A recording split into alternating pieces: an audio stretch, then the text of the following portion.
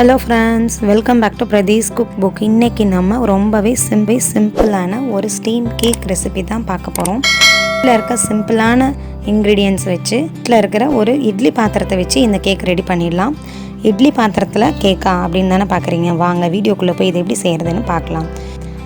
Egg வந்து நான் 3 எடுத்துர்க்கேன்.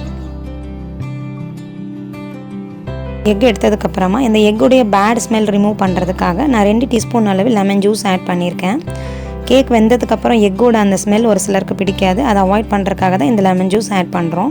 Cake பேட்டரை நீங்க என்ன டைரக்ஷன்ல மிக்ஸ் பண்றீங்களோ அதே டைரக்ஷன்ல கேக் பேட்டர் ஃபுல்லாவே நீங்க மிக்ஸ் பண்ணனும். அப்பதான் உங்களுடைய கேக் வந்து நல்லா ஃப்ளஃபியா வரும். 1/4 கப் அளவு சுகர் ஆட் பண்ணிக்கோங்க. அதையும் நல்லா பீட் பண்ணி விடுங்க.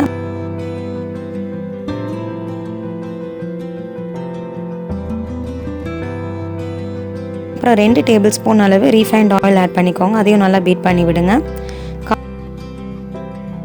1/2 கப் அளவு மைதா ஆட் பண்ணிட்டு கூடவே 3/4 டீஸ்பூன் அளவு பேக்கிங் பவுடரும் ஆட் பண்ணிக்கலாம். இதையும் நீங்கள் நல்லா சலிச்சு விட்டுட்டு பீட் பண்ணிடுங்க.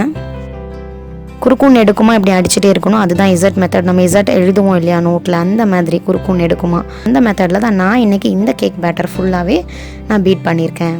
எப்பவும் பண்ணுற மாதிரி கட் அண்ட் ஃபோல்டு மெத்தட் அந்த மாதிரி கூட நீங்கள் அடிக்கலாம். ஆனால் நீங்கள் எந்த டைரக்ஷனில் கேக் பேட்டரை நீங்கள் பீட் பண்ணுறீங்களோ அதே டைரக்ஷனில் ஃபுல் பேட்டரையும் பீட் பண்ணிக்கோங்க. அப்போ உங்களோட கேக் வந்து நல்லாவே உப்பி ஒரே மாதிரி வெந்து வரும். இப்போ பேட்டர் வந்து நான் வந்து காஃபி மக்கில் தான் ஊற்றி வைக்க போகிறேன். எல்லார் வீட்லேயும் காஃபி குடிக்கிற இந்த மக் இருக்கும் இல்லையா, பீங்கான் கப், அந்த கப்பில் நல்லா ஆயில் ப்ரஷ் பண்ணிவிட்டு நீங்கள் ஆட் பண்ணிவிடுங்க.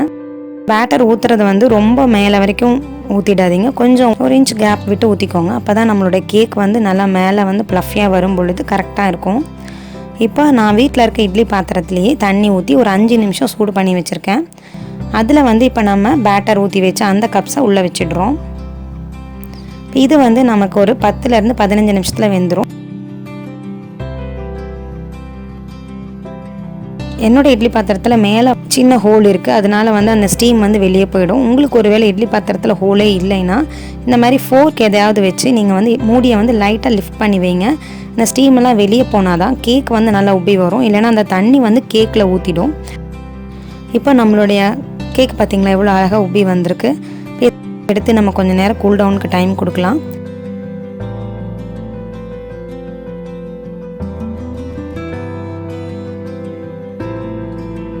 எல்லாமே நல்லா ஆறினதுக்கப்புறமா இங்கே பாருங்கள் சைட்ஸ் எல்லாம் எவ்வளோ அழகாக வருது பாருங்கள். உங்களுக்கு நான் காட்டுறேன்.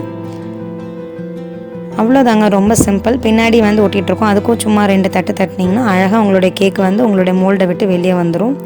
அவ்வளோதான் டீமோல்டிங்.